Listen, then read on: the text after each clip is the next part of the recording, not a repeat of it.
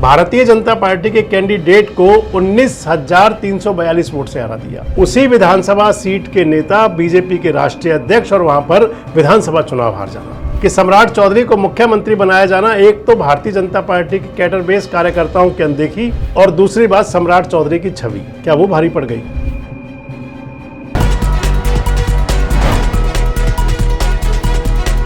दोस्तों नमस्कार, मैं संजय मग्गो, मौजूद हैं देश रोजाना के डिजिटल मीडिया मंच पर।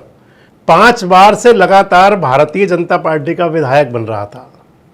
5 बार से लगातार जो आज बीजेपी के राष्ट्रीय अध्यक्ष हैं नितिन नवीन साहब, वो विधायक का चुनाव जीतते चले आ रहे थे।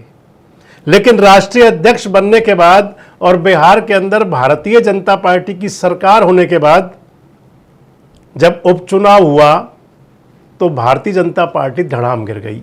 बात कर रहा हूं आपसे बिहार के विधानसभा क्षेत्र बांकीपुर की। बांकीपुर में आज उपचुनाव का रिजल्ट आ गया है।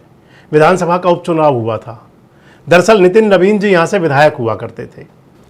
नितिन नवीन 2006 में पहली बार विधायक बने थे जब वहां पर उपचुनाव हुआ था। उपचुनाव हुआ था उनके पिताजी के देहावसान के बाद में। नितिन नवीन 2006 में विधायक बने, 2010 में बने, 2015 में बने, 2020 में बने और फिर 2025 में बने। 5 बार विधायक बनने के बाद 2026 में भारतीय जनता पार्टी के वो बॉस हो गए, यानी कि बीजेपी के राष्ट्रीय अध्यक्ष चुन लिए गए। प्रधानमंत्री नरेंद्र मोदी ने कहा था कि अब नितिन नवीन मेरे बॉस हैं और मैं इनका कार्यकर्ता।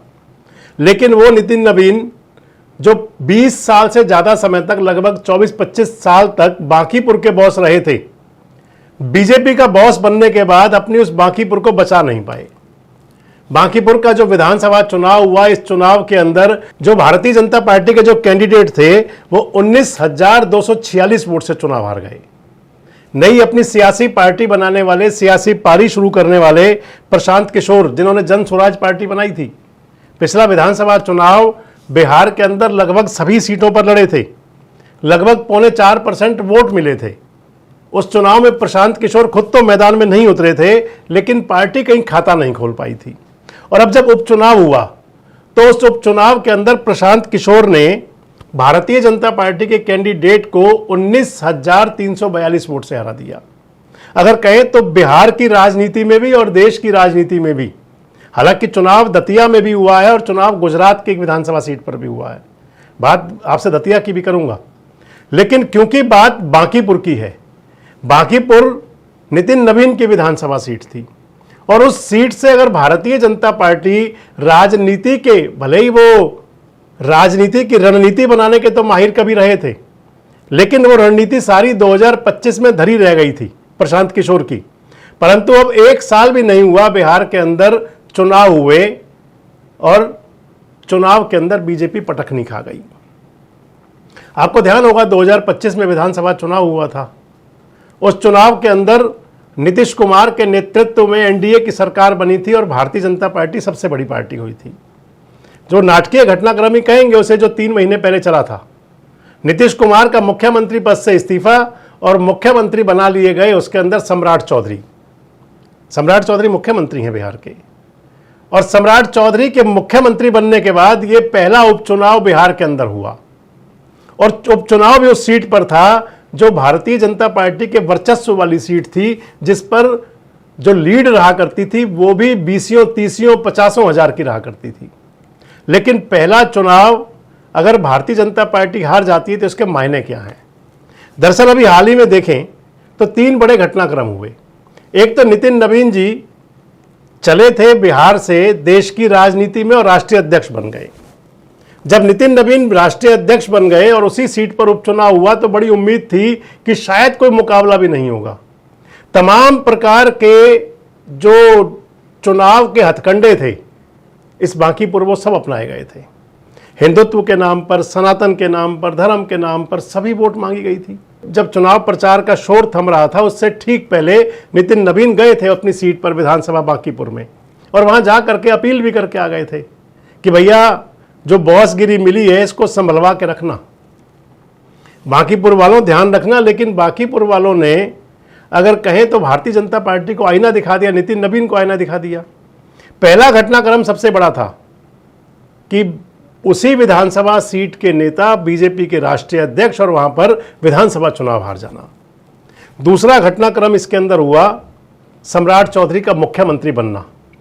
सम्राट चौधरी के रूप में बिहार के अंदर पहली बार भारतीय जनता पार्टी की सरकार बनी, जिसके मुख्यमंत्री, जिसके मुखिया बीजेपी के नेता हैं। तमाम प्रकार की खुशियों का, जश्न का माहौल था। सम्राट चौधरी के मुख्यमंत्री बनने के बाद भले ही गुटबाजी वाली राजनीति कुछ भी रहती हो, लेकिन भारतीय जनता पार्टी खुद में बल्ले बल्ले जरूर थी कि पहली बार बिहार हमने फतह कर लिया, बिहार हमारा हुआ। लेकिन राजनीतिक समीक्षक तभी कह रहे थे कि कहीं ये पैर पे कुल्हाड़ी मारने वाली बात ना हो जाए कि सम्राट चौधरी को मुख्यमंत्री बनाया जाना, एक तो भारतीय जनता पार्टी के कैडर बेस कार्यकर्ताओं की अनदेखी, और दूसरी बात सम्राट चौधरी की छवि, क्या वो भारी पड़ गई। और सबसे महत्वपूर्ण था पिछले लगभग 1 महीने का घटनाक्रम। असल में देखें तो बिहार समग्र राजनीतिक परिवर्तन का केंद्र रहा है, चाहे वो आंदोलन जेपी का आंदोलन रहा हो और चाहे फिर कोई और सियासी लड़ाई। बिहार के यूथ, बिहार के जैनजी और बिहार की जनता हमेशा सामने आकर के कहीं ना कहीं अपना जनादेश देती रही है। अब हाल ही में जैनजी का आंदोलन था, दिल्ली से लेकर के और बिहार तक, क्योंकि बिहार ही वो प्रदेश था जहां पर AK-47 से फायरिंग हुई थी छात्रों पर। मामला दर्ज हुआ, फायरिंग करने वाला सस्पेंड भी हुआ, लेकिन पूरे देश के अंदर एक संदेश चला गया कि बिहार के अंदर क्या छात्रों का, युवाओं का, जैनजी का उत्पीड़न हो रहा था। और उसके बाद विधानसभा का चुनाव, क्या खतरे की घंटी है बीजेपी के लिए? संदेश है कोई बहुत बड़ा।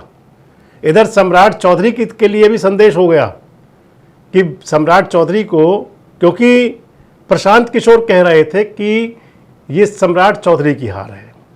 इधर नितिन नवीन के लिए बहुत बड़ा संदेश कि आप राष्ट्रीय अध्यक्ष तो बन गए, लेकिन आपको बांकीपुर ने नकार दिया।